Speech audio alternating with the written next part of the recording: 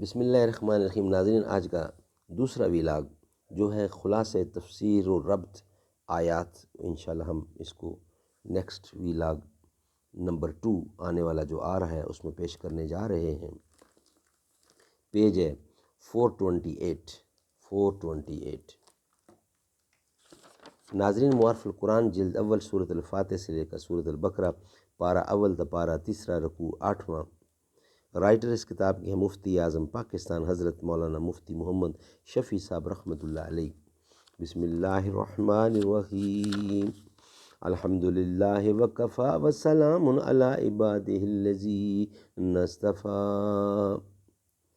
قال النبی صلی اللہ علیہ وسلم خیرکم من تعلم القرآن وعلمہ۔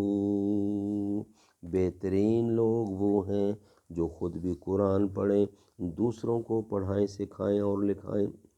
نہیں تیرا نشے من قصر سلطانی کے گنبد پر، تو شاہین ہے بسیرا کر پہاڑوں کی چٹانوں پر۔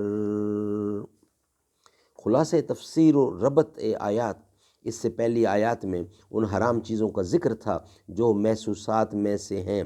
اگلی آیات میں ایسے حرام کاموں کا ذکر جو محسوس نہیں بلکہ وہ باطنی اور ظاہری اعمال شر ہیں۔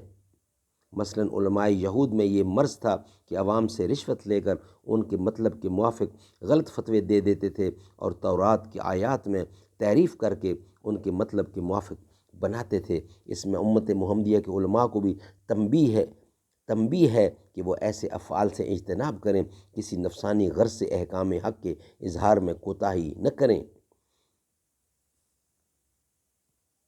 ناظرین، دین فروشی کی سزا، اس میں کوئی شبہ نہیں کہ جو لوگ اللہ تعالیٰ کی بھیجی ہوئی کتاب کے مضامین کا اخفاء کرتے ہیں اور اس خیانت کے معاوضے میں دنیا کی متاع قلیل وصول کرتے ہیں، ایسے لوگ اور کچھ نہیں اپنے پیٹ میں آگ کے انگارے بھر رہے ہیں، اور اللہ تعالیٰ ان سے نہ تو قیامت میں لطف کے ساتھ کلام کریں گے، نہ گناہ معاف کر کے ان کی صفائی کریں گے۔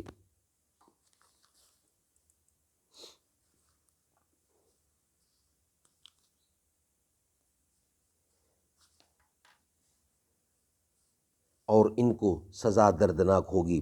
یہ ایسے لوگ ہیں جنہوں نے دنیا میں تو ہدایت چھوڑ کر ضلالت اختیار کی اور آخرت میں مغفرت چھوڑ کر عذاب سر پر لیا۔ سو شاباش ہے ان کی ہمت کو، دوزخ میں جانے کے لیے کیسے باہمت ہے۔ اور یہ ساری مذکورہ سزائیں ان کو اس وجہ سے ہیں کہ حق تعالیٰ نے اس کتاب کو ٹھیک ٹھیک بھیجا، اور جو لوگ ایسی ٹھیک ٹھیک سچی بھیجی ہوئی کتاب میں بے راہی اختیار کریں، وہ ظاہر ہے کہ بڑی دردناک اور دراز کی خلاف ورزی میں مبتلا ہوں گے، اور ایسی خلاف ورزی پر ضرور ایسی سخت سزاؤں کا استحقاق ہوگا۔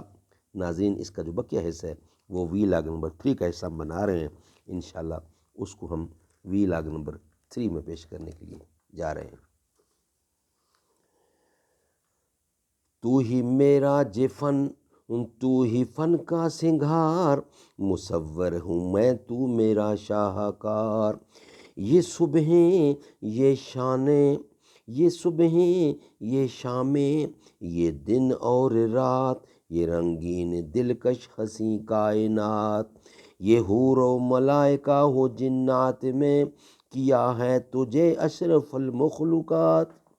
میری عظمتوں کا حوالہ ہے تو ہی روشنی ہے اجالا ہے تو۔ فرشتوں سے سجدہ بھی کروا دیا کہ تیرے لیے میں نے کیا نہ کیا۔